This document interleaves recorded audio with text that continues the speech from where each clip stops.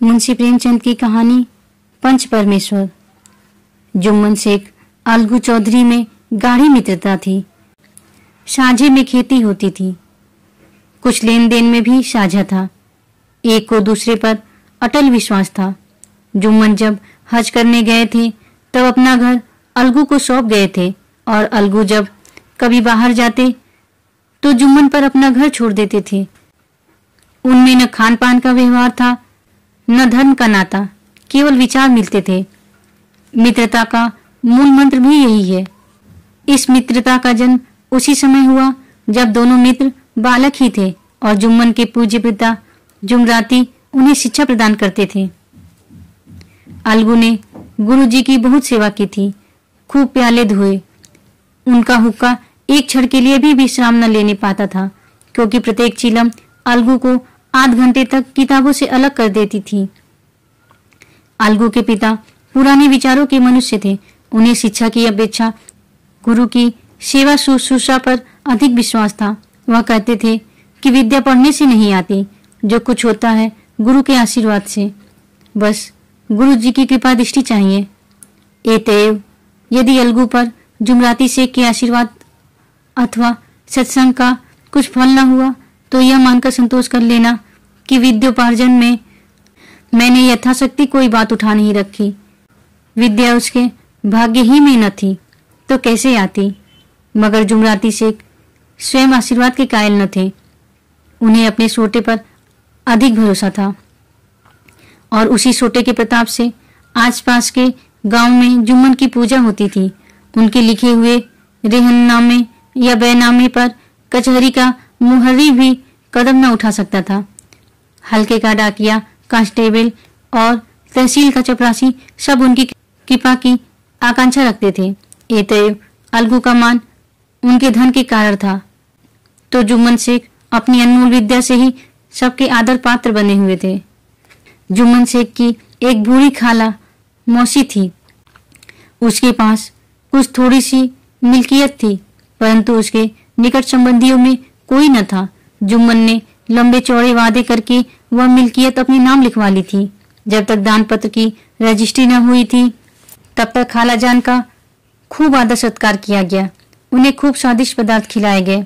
हलवे पुलाव की वर्षा सी की गई, पर रजिस्ट्री की मुहर ने इन खातिरदारियों पर भी मानो मुहर लगा दी। जुम्मन की पत्नी करीमन रोटियों के साथ कड़वी बातों के कुछ तेज तीखे सालन भी देने लगी। जुम्मन शेख भी निष्ठुर हो गए। अब बेचारी खाला जान को प्रायः नित्य ही ऐसी बातें सुननी पड़ती थी। बुढ़िया ना जाने कब तक जिएगी। 2-3 बीघे ऊसर क्या दे दिया, मानो मोल ले लिया है। बघारी दाल के बिना रोटियां नहीं उतरती। जितना रुपया इसके पेट में झोंक चुके उतने से तो अब तक गांव मोल ले लेते। कुछ दिन खाला जान ने सुना और सहा, पर जब न सहा गया तब जुम्मन से शिकायत की। जुम्मन ने स्थानीय कर्मचारी गृह स्वामी के प्रबंध देना उचित न समझा। कुछ दिन तक और यूं ही रोध होकर काम चलता रहा। अंत में एक दिन खाला ने जुम्मन से कहा, बेटा तुम्हारे साथ मेरा निर्वाह न होगा, तुम मुझे रुपए दे दिया करो, मैं अपना पका खा लूंगी। जुम्मन ने धृष्टता के साथ उत्तर दिया, रुपए क्या यहाँ फलते हैं? खाला ने नम्रता से कहा, मुझे कुछ रूखा सूखा चाहिए भी कि नहीं? जुम्मन ने गंभीर स्वर से जवाब दिया, तो कोई यह थोड़े ही समझा था कि तुम मौत से लड़कर आई हो। खाला बिगड़ गई। उन्होंने पंचायत करने की धमकी दी। जुम्मन हंसे। जिस तरह कोई शिकारी हिरन को जाली की तरफ जाते देखकर मन ही मन हंसता है, वह बोले, हाँ जरूर पंचायत करो, फैसला हो जाए। मुझे भी यह रात दिन की खटखट पसंद नहीं। पंचायत में किसकी जीत होगी, इस विषय में जुम्मन को कुछ भी संदेह न था। आसपास के गाँव में ऐसा कौन था उसके अनुग्रहों का ऋणी न हो? ऐसा कौन था जो उसको शत्रु बनाने का साहस कर सके? किसमें इतना बल था जो उसका सामना कर सके? आसमान के फरिश्ते तो पंचायत करने आवेंगे ही नहीं। इसके बाद कई दिन तक बूढ़ी खाला हाथ में एक लकड़ी लिए आसपास के गांव में दौड़ती रही। कमर झुककर कमान हो गई थी। एक एक पग चलना दूभर था, मगर बात आ पड़ी थी, उसका निर्णय करना जरूरी था। बिरला ही कोई भला आदमी होगा जिसके सामने बुढ़िया ने दुख के आंसू न बहाए हो। किसी ने तो यूं ही ऊपरी मन से हूं हां करके टाल दिया और किसी ने इस अन्याय पर जमाने को गालियां दी। कहा, कब्र में पांव झटके हुए हैं, आज मरे कल दूसरा दिन, पर हवस नहीं मानती। अब तुम्हें क्या चाहिए? रोटी खाओ और अल्लाह का नाम लो। तुम्हें अब खेती बाड़ी से क्या काम है? कुछ ऐसे सज्जन भी थे जिन्हें हास्य रस के रसास्वादन का अच्छा अवसर मिला। झुकी हुई कमर, पोपला मुंह, सनके से बाल, इतनी सामग्री एकत्र हो तब हंसी क्यों न आवे। ऐसे न्यायप्रिय, दयालु, दीनवत्सल पुरुष बहुत कम थे जिन्होंने इस अबला के दुखड़े को गौर से सुना हो और उसको सांत्वना दी हो। चारों ओर से घूम घाम कर बेचारी अलगू चौधरी के पास आई, लाठी पटक दी और दम लेकर बोली, बेटा तुम भी दम भर के लिए मेरी पंचायत में चले आना। अलगू, मुझे बुलाकर क्या करोगी? कई गांव के आदमी तो आवेंगे ही। खाला, अपनी विपत तो सबके आगे रो आई, अब आने न आने का अख्तियार उनको है। अलगू, यूं आने को आ जाऊंगा मगर पंचायत में मुंह न खोलूंगा। खाला, क्यों बेटा? अलगू, अब इसका क्या जवाब दूं? अपनी खुशी, जुम्मन मेरा पुराना मित्र है, उससे बिगाड़ नहीं कर सकता। खाला, बेटा क्या बिगाड़ के डर से ईमान की बात न कहोगे? हमारे सोए हुए धर्म ज्ञान की सारी संपत्ति लूट जाए तो उसे खबर नहीं होता, परंतु ललकार सुनकर वह सचेत हो जाता है, फिर उसे कोई जीत नहीं सकता। अलगू इस सवाल का कोई उत्तर न दे सका, पर उसके हृदय में ये शब्द गूंज रहे थे, क्या बिगाड़ के डर से ईमान की बात न कहोगे? संध्या समय एक पेड़ के नीचे पंचायत बैठी। शेख जुम्मन ने पहले से ही फर्श बिछा रखा था। उन्होंने पान, इलायची, हुक्के, तंबाकू आदि का प्रबंध भी किया था। हाँ, वह स्वयं अलबत्ता अलगू चौधरी के साथ जरा दूर पर बैठे। जब पंचायत में कोई आ जाता था तब दबे हुए सलाम से उसका स्वागत करते थे। जब सूर्य अस्त हो गया और चिड़ियों की कलरव युक्त पंचायत पेड़ों पर बैठी, तब यहाँ भी पंचायत शुरू हुई। फर्श की एक एक उंगली जमीन भर गई, पर अधिकांश दर्शक ही थे। निमंत्रित महाशयों में से केवल वही लोग पधारे थे जिन्हें जुम्मन से अपनी कुछ कसर निकालनी थी। एक कोने में आग सुलग रही थी। नाई ताबड़तोड़ चिलम भर रहा था। यह निर्णय करना असंभव था कि सुलगते हुए उपलों से अधिक धुआं निकलता था या चिलम के दमों से। लड़के इधर उधर दौड़ रहे थे, कोई आपस में गाली गलौज करते और कोई रोते थे। चारों तरफ कोलाहल मच रहा था। गांव के कुत्ते इस जमाव को भोज समझकर झुंड के झुंड जमा हो गए थे। कुछ लोग बैठ गए तो बूढ़ी खाला ने उनसे विनती की, पंचो, आज 3 साल हुए मैंने अपनी सारी जायदाद अपने भांजे जुम्मन के नाम लिख दी थी। इसे आप लोग जानते ही होंगे। जुम्मन ने मुझे ताहयात रोटी कपड़ा देना कबूल किया। साल भर तो मैंने इसके साथ रो धोकर काटा, पर अब रात दिन का रोना नहीं सहा जाता। मुझे न पेट की रोटी मिलती है न तन का कपड़ा। बेकस बेवा हूँ, कचहरी दरबार नहीं कर सकती। तुम्हारे सिवा और किसको अपना दुख सुनाओ? तुम लोग जो राह निकाल दो उसी राह पर चलूं। अगर मुझ में कोई ऐब देखो तो मेरे मुंह पर थप्पड़ मारो। जुम्मन में बुराई देखो तो उसे समझाओ, क्यों एक बेकस की आह लेता है। मैं पंचों का हुक्म सिर माथे पर चढ़ाऊंगी। रामधन मिश्र, जिनकी कई असामियों को जुम्मन ने अपने गांव में बसा लिया था, बोले, जुम्मन मियाँ किसी पंच बनाते हो, अभी से इसका निपटारा कर लो, फिर जो कुछ पंच कहेंगे वही मानना पड़ेगा।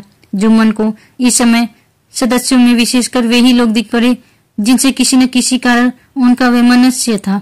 जुम्मन बोले, पंचों का हुक्म अल्लाह का हुक्म है। खाला जान जिसे चाहे उसे बदे, मुझे कोई उज्र नहीं। खाला ने चिल्लाकर कहा, अरे अल्लाह के बंदे, पंचों का नाम क्यों नहीं बता देता? कुछ मुझे भी तो मालूम हो। जुम्मन ने क्रोध से कहा, इस वक्त मेरा मुंह न खुलवाओ, तुम्हारी बन पड़ी है, जिसे चाहो पंच बदो। खाला जान जुम्मन के आक्षेप को समझ गई। वह बोली, बेटा खुदा से डरो, पंच न किसी के दोस्त होते हैं न किसी के दुश्मन। कैसी बात कहते हो? और तुम्हारा किसी पर विश्वास न हो तो जाने दो, अलगू चौधरी को तो अपना मानते हो। लो, मैं उन्हीं को सरपंच बनाती हूँ। जुम्मन से कानन से फूल उठे, परंतु भावों को छिपाकर बोले, अलगू ही सही, मेरे लिए जैसे रामधन वैसे अलगू। अलगू इस झमेले में फंसना नहीं चाहते थे। वे कन्नी काटने लगे। बोले, खाला तुम जानती हो कि मेरी जुम्मन से गाढ़ी दोस्ती है। खाला ने गंभीर स्वर में कहा, बेटा दोस्ती के लिए कोई अपना ईमान नहीं बेचता। पंच के दिल में खुदा बसता है। पंचों के मुंह से जो बात निकलती है वह खुदा की तरफ से निकलती है। अलगू चौधरी सरपंच हुए। रामधन मिश्र और जुम्मन के दूसरे विरोधियों ने बुढ़िया को मन में बहुत कोसा। अलगू चौधरी बोले, शेख जुम्मन, हम और तुम पुराने दोस्त हैं। जब काम पड़ा तुमने हमारी मदद की है और हम भी जो कुछ बन पड़ा तुम्हारी सेवा करते रहे हैं, मगर इस समय तुम और बूढ़ी खाला दोनों हमारी निगाह में बराबर हो। तुमको पंचों से जो कुछ अर्ज करनी हो करो।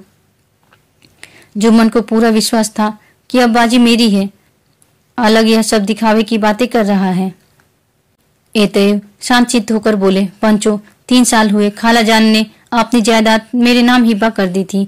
मुझे उन्हें ताहयात कपड़ा खाना देना कबूल किया था। खुदा गवाह है, आज तक मैंने खाला जान को कोई तकलीफ नहीं दी। मैं उन्हें अपनी माँ के समान समझता हूँ। उनकी खिदमत करना मेरा फर्ज है, मगर औरतों में जरा अनबन रहती है, उनमें मेरा क्या बस है। खाला जान मुझसे माहवार खर्च अलग मांगती है। जायदाद जितनी है वह पंचों से छिपी नहीं। उससे इतना मुनाफा नहीं होता कि माहवार खर्च दे सकूं। इसके अलावा हिब्बानामे में माहवार खर्च का कोई जिक्र नहीं तो मैं भूल कर भी इस झमेले में न पड़ता। बस मुझे यही कहना है। आइंदा पंचों का अख्तियार है, जो फैसला चाहे करे। अलगू चौधरी को हमेशा कचहरी से काम पड़ता था। ये तो वह पूरा कानूनी आदमी था। उसने जुम्मन से जीरा शुरू की। एक एक प्रश्न जुम्मन के हृदय पर हथौड़ी की चोट की तरह पड़ता था। रामधन मिश्र इस प्रश्न पर मुग्ध हुए जाते थे। जुम्मन चकित थे कि अलगू को क्या हो गया। अभी यह अलगू मेरे साथ बैठा हुआ कैसी कैसी बातें कर रहा था। इतनी ही देर में ऐसी काया पलट हो गई कि मेरी जड़ खोदने पर तुला हुआ है। न मालूम कब की कसर यह निकाल रहा है।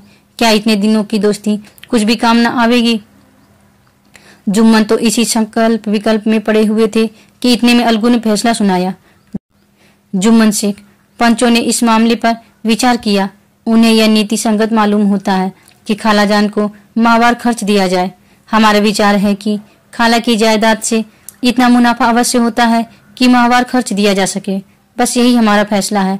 अगर जुम्मन को खर्च देना मंजूर न हो तो हिब्बानामा रद्द समझा जाए। यह फैसला सुनते ही जुम्मन सन्नाटे में आ गए। जो अपना मित्र हो वह शत्रु का व्यवहार करे और गले पर छुरी फेरे, इसे समय के हेर फेर के सिवा और क्या कहें।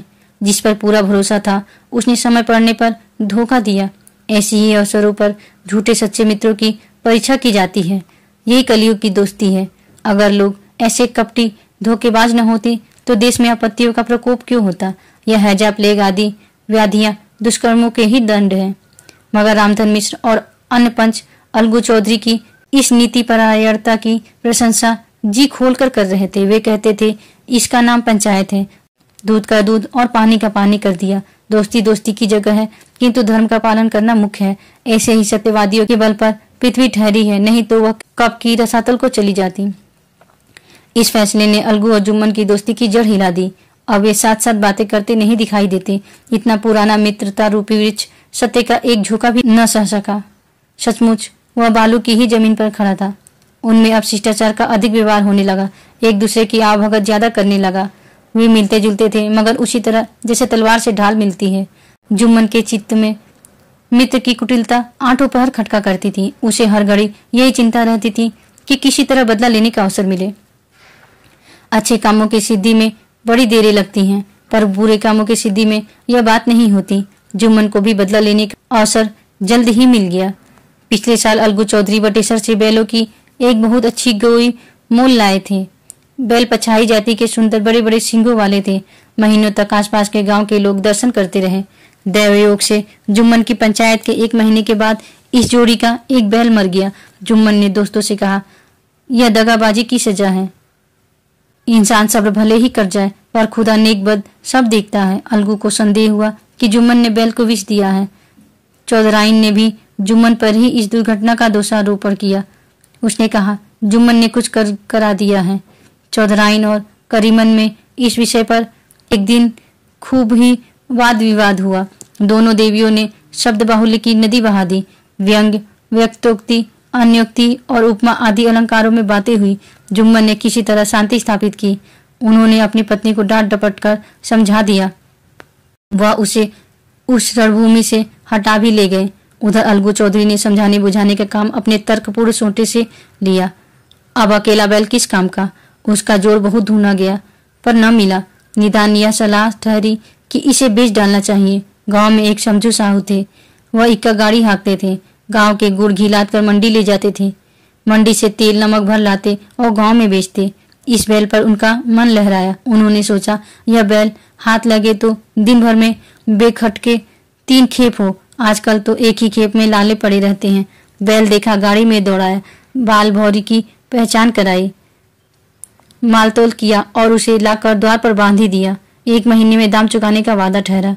चौधरी को भी गरज थी ही घाटे की परवाह न की। समझू साहू ने नया बैल पाया तो लगे उसे रगेदने। वह दिन में 3-3 4-4 खेपे करने लगे। न चारे की फिक्र थी न पानी की, बस खेपों से काम था। मंडी ले गए, वहां कुछ सूखा भूसा सामने डाल दिया। बेचारा जानवर अभी दम भी न लेने पाया था कि फिर जोत दिया। अलगू चौधरी के घर था तो चैन की बंसी बजती थी। बैलराम छठे छमाए कभी बहली में जोते जाते थे, खूब उछलते कूदते और कोसों तक दौड़ते चले जाते थे। वहां बैलराम का रातिब था। साफ पानी, दली हुई अरहर की दाल और भूसे के साथ खली। और यही नहीं, कभी कभी घी का स्वाद भी चखने को मिल जाता था।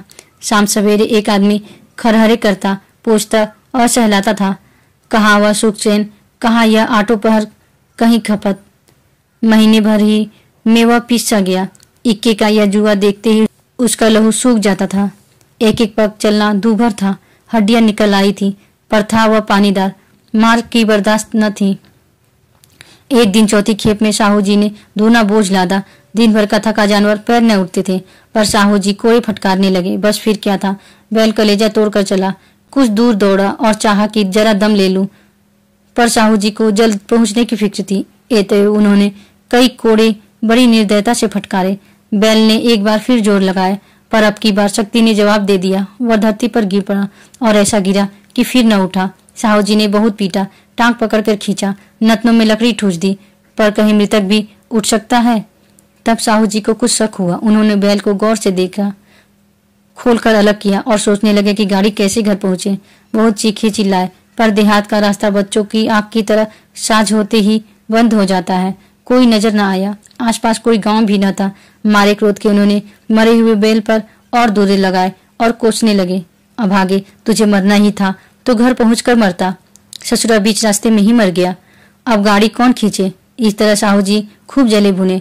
कई बोरे गुड़ और कई पीपे घी उन्होंने बेचे थे। 200-250 रुपए कमर में बंधे थे। इसके सिवा गाड़ी पर कई बोरे नमक थे। एत छोड़कर जा भी न सकते थे। लाचार बेचारे गाड़ी पर ही लेट गए। वहीं रत जगह करने की ठान ली। चीलम पी गया, फिर हुक्का पी गया। इस तरह शाह जी की आधी रात तक नींद को बहलाते रहे। अपनी जान में तो वह जागते ही रहे, पर पौ फटते ही जो नींद टूटी और कमर पर हाथ रखा तो थैली गायब।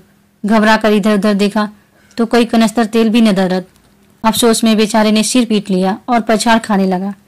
प्रातःकाल रोते बिलखते घर पहुंचे। सहुआइन ने जब यह बुरी सुनावनी सुनी तब पहले तो रोई, फिर अलगू चौधरी को गालियां देने लगी। निगोड़े ने ऐसा कुलच्छनी बैल दिया कि जन्म भर की कमाई लूट गई। इस घटना को हुए कई महीने बीत गए। अलगू जब अपने बैल के दाम मांगते तब साहू और सहुआइन दोनों ही झल्लाए हुए कुत्ते की तरह चढ़ बैठते, अंड बंड बकने लगते। वाह, यह तो सारे जन्म की कमाई लुट गई, सत्यानाश हो गया, इन्हें दामों की पड़ी है। मुर्दा बैल दिया था, उस पर दाम मांगने चले हैं। आंखों में धूल झोंक दी। सत्यानाशी बैल गले बांध दिया। हमें नीना पोंगा ही समझ लिया है। हम भी बनिए के बच्चे हैं। ऐसे बुद्धू कहीं और होंगे। पहले जाकर किसी गड्ढे में मुंह धो आओ, तब दाम लेना। न जी मानता हो तो हमारा बैल खोल ले जाओ। महीना भर के बदले 2 महीना जोत लो। और क्या लोगे। चौधरी के अशुभ चिंतकों की कमी न थी।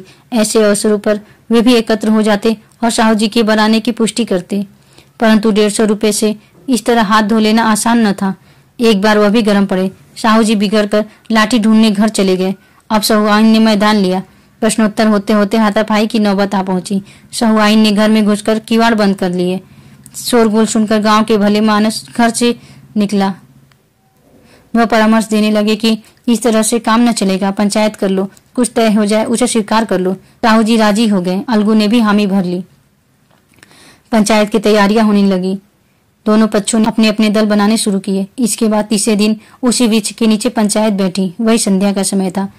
खेतों में कौवे पंचायत कर रहे थे। विवादग्रस्त विषय था यह कि मटर की फलियों पर उनका कोई स्वत्व है या नहीं, और जब तक यह प्रश्न हल न हो जाए तब तक वे रखवाले की पुकार पर अपनी अप्रसन्नता प्रकट करना आवश्यक समझते थे। पेड़ की डालियों पर बैठी सुख मंडली में वह प्रश्न छिड़ा हुआ था कि मनुष्य को उन्हें बेसुरौबत करने का क्या अधिकार है, जब उन्हें स्वयं अपने मित्रों से दगा करने में भी संकोच नहीं होता। पंचायत बैठ गई तो रामधन मिश्र ने कहा, अब देरी क्या है, पंचों का चुनाव हो जाना चाहिए। बोलो चौधरी, किस किस को पंच बनाते हो? अलगू ने दीन भाव से कहा। समझू साहू ही चुन ले। समझू खड़े हुए और कड़क कर बोले, मेरी ओर से जुम्मन शेख। जुम्मन का नाम सुनते ही अलगू चौधरी का कलेजा धक धक करने लगा, मानो किसी ने अचानक थप्पड़ मार दिया हो। रामधन अलगू के मित्र थे। वह बात को तार गए। पूछा, क्यों चौधरी, तुम्हें कोई उज्र तो नहीं? चौधरी ने निराश होकर कहा, नहीं, मुझे क्या उज्र होगा। अपने उत्तरदायित्व का ज्ञान बहुधा हमारे संकुचित व्यवहारों का सुधारक होता है। जब हम राह भूल कर भटकने लगते हैं तब यही ज्ञान हमारा विश्वसनीय पथ प्रदर्शक बन जाता है। पत्र संपादन अपनी शांति कुटी में बैठा हुआ कितनी धीष्टता और स्वतंत्रता के साथ अपनी प्रबल लेखनी से मंत्रिमंडल पर आक्रमण करता है, परंतु ऐसे अवसर आते हैं जब वह स्वयं मंत्रिमंडल में सम्मिलित होता है। मंडल के भवन में पग धरते ही उसकी लेखनी कितनी मर्मक, कितनी विचारशील, कितनी न्यायपरायण हो जाती है। इसका कारण उत्तरदायित्व का ज्ञान है। नवयुवक युवावस्था में कितना उद्दंड रहता है। माता पिता उसकी ओर से कितने चिंतित रहते हैं। वे उसे कुल कलंक समझते हैं, परंतु थोड़े ही समय में परिवार का बोझ सिर पर पड़ते ही वह अव्यवस्थित चित्त उन्मत्त युवक कितना धैर्यशील, कितना शांत चित्त हो जाता है। यह भी उत्तरदायित्व के ज्ञान का फल है। जुम्मन शेख के मन में भी सरपंच का उच्च स्थान ग्रहण करते ही अपनी जिम्मेदारी का भाव पैदा हुआ। उसने सोचा, मैं इस वक्त न्याय और धर्म के सर्वोच्च आसन पर बैठा हूँ। मेरे मुंह से इस समय जो कुछ निकलेगा वह देववाड़ी के सदृश्य है, और देववाड़ी में मेरे मनोविकारों का कदापि समावेश न होना चाहिए। मुझे सत्य से जौ भर भी टलना उचित नहीं। पंचों ने दोनों पक्षों से सवाल जवाब करने शुरू किए। बहुत देर तक दोनों दल अपने अपने पक्ष का समर्थन करते रहे। इस विषय में तो सब सहमत थे कि समझू को बैल का मूल्य देना चाहिए, परंतु वो महाशय इस कारण रियायत करना चाहते थे कि बैल के मर जाने से समझू को हानि हुई। उसके प्रतिकूल 2 सभ्य मूल के अतिरिक्त समझू को दंड भी देना चाहते थे, जिससे फिर किसी को पशुओं के साथ ऐसी निर्दयता करने का साहस न हो। अंत में जुम्मन ने फैसला सुनाया, अलगू चौधरी और समझू साहू, पंचों ने तुम्हारे मामले पर अच्छी तरह विचार किया। समझू को उचित है कि बैल का पूरा दाम दे। जिस वक्त उन्होंने बैल लिया उसे कोई बीमारी न थी। अगर उसी समय दाम दे दिए जाते तो आज समझू उसे फिर लेने का आग्रह न करते। बैल की मृत्यु केवल इस कारण हुई कि उससे बड़ा कठिन परिश्रम लिया गया और उसके दाने चारे का कोई प्रबंध न किया गया। रामधन मिश्र बोले, समझू ने बैल को जानबूझकर मारा है, अतएव उसे दंड लेना चाहिए। जुम्मन बोले, यह दूसरा सवाल है, हमको इससे कोई मतलब नहीं। झगड़ू साहू ने कहा, समझू के साथ कुछ रियायत होनी चाहिए। जुम्मन बोले, यह अलगू चौधरी की इच्छा पर निर्भर है। वो यह रियायत करे तो उनकी भलमनसी। अलगू चौधरी फूले न समाये, उठ खड़े हुए और जोर से बोले, पंच परमेश्वर की जय। इसके साथ ही चारों ओर से प्रतिध्वनि हुई, पंच परमेश्वर की जय। यह मनुष्य का काम नहीं, पंच में परमेश्वर वास करते हैं, यह उन्हीं की महिमा है। पंच के सामने खोटे को कौन खड़ा कह सकता है। थोड़ी देर बाद जुम्मन अलगू के पास आए और उनके गले लिपट कर बोले, भैया, जब से तुमने मेरी पंचायत की तब से मैं तुम्हारा प्राणघातक शत्रु बन गया था, पर आज मुझे ज्ञात हुआ कि पंच के पद पर बैठकर न कोई किसी का दोस्त है न दुश्मन। न्याय के सिवा उसे और कुछ नहीं सूझता। आज मुझे विश्वास हो गया कि पंच की जबान से खुदा बोलता है। अलगू रोने लगे। इस पानी से दोनों के दिलों का मैल धुल गया। मित्रता की मुरझाई हुई लता फिर से हरी हो गई। कहानी सुनने के लिए धन्यवाद। फिर मिलेंगे दोस्तों एक नई कहानी के साथ। राधे राधे।